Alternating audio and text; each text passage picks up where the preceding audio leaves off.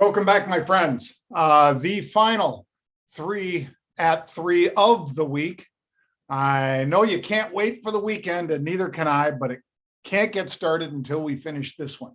So with that said, let's get started. My guys tell me I no longer have to read all of this. I just have to kind of let it float by you. So make sure you pay attention to the disclaimer and to the intellectual property rights. See, we're streamlining things to make it even better for you. Let's start off with Las Vegas Sands, shall we? Why? Because I believe this was an unusual activity that I hit yesterday. And talk about hitting it yesterday. Yeah, it worked out pretty well because Las Vegas Sands LVS was up about 0.8%, 47 cents to 55.41. They were buying the 57 calls. There you see it. 17,500 of those, I think. As of the show yesterday, it was up over 22,000 at that strike. And where is the stock today? Well, 57.77. Stock's up about $2. So if you had traded the stock, you put up $55,000 approximately, 56,000, let's be fair, and you made $2,000. That's a nice return, let's call it 4% or so. Or if you were in the options like me, you made over 100%.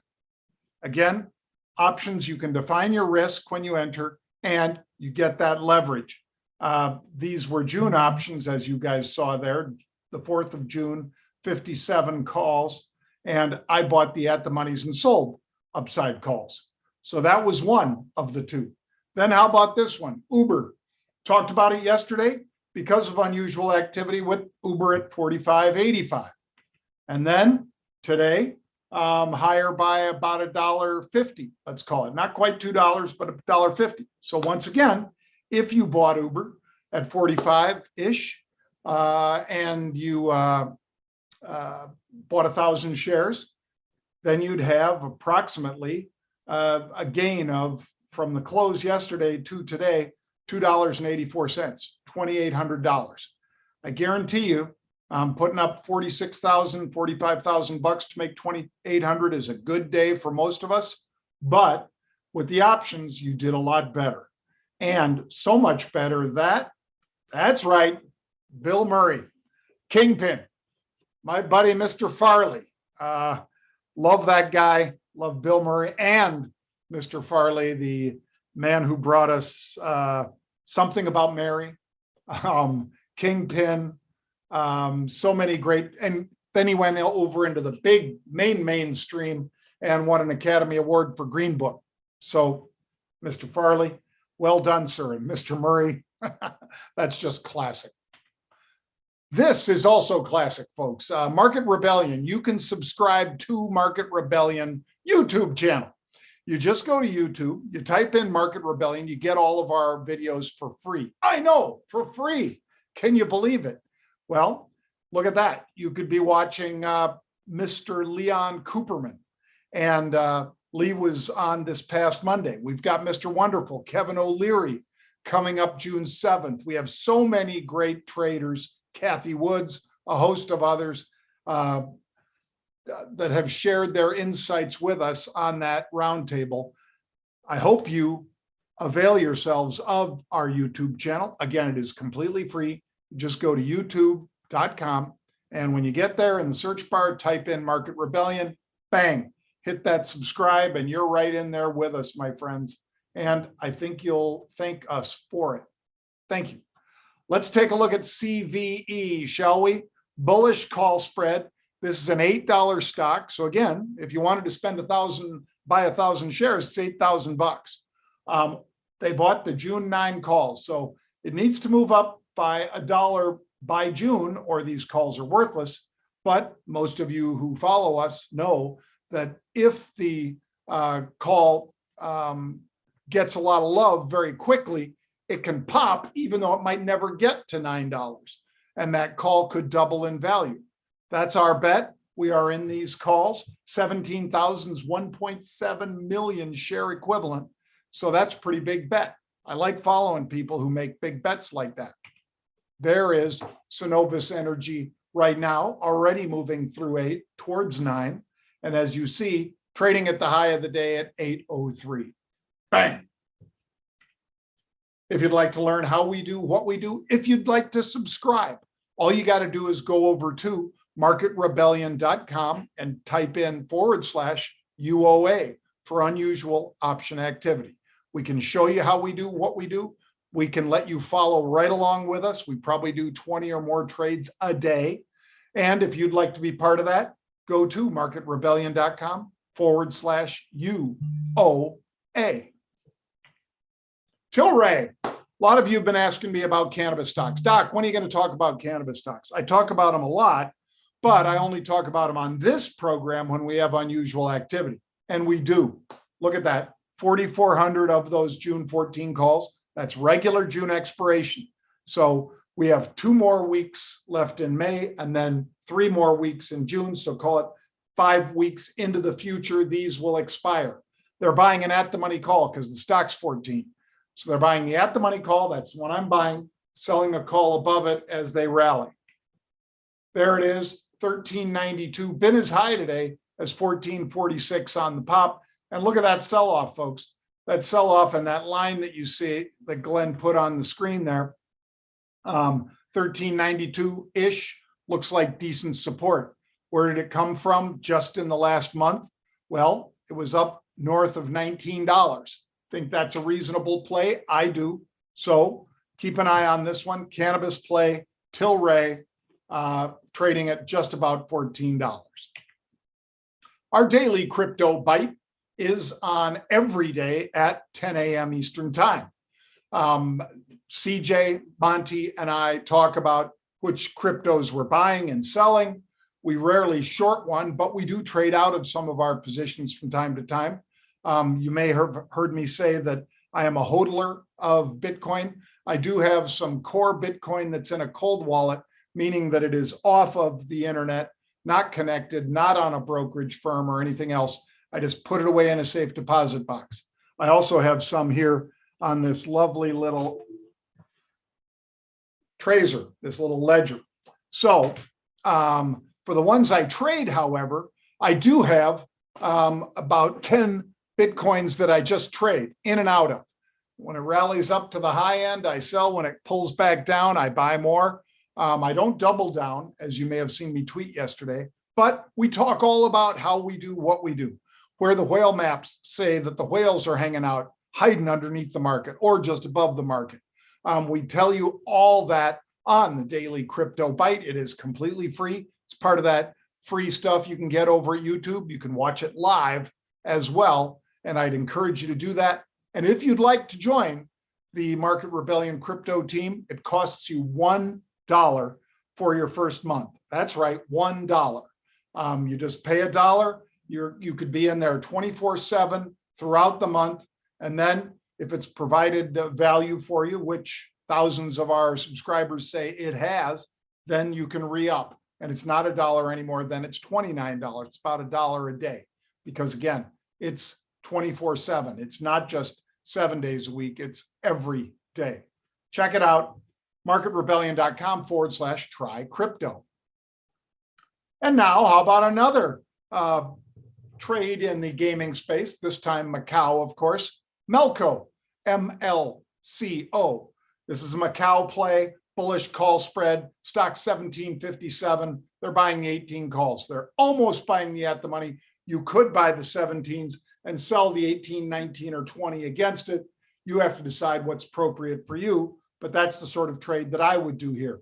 7,500 calls represents 750,000 shares of stock. So be very aware of that. This is a fairly big trade. I like when people are plunking down real money on a big trade like this. There is Melco as it moves to 1758. You see the high of the day, 1771, low $17.11. So it's on the upper band of that range today, and the 52-week range, 14 to 23. Watch that one, folks. And the more things reopen and the more people that go over to the casinos in Macau, better it is for Melco Resorts and Entertainment. Questions? All right. Let's see if you guys have questions. Andrew Coffey will have posted them if you have shot them to us. And Rycant has done just that at RUP1411. That's RUP1411. John, love all the advice, and the UOA Pro service is great. Well, thank you, Rye. How do you choose a spread on options? Which out of the money, OTM, call do you choose to sell? I know you mentioned going for singles and doubles. Is a $5 or $10 spread best?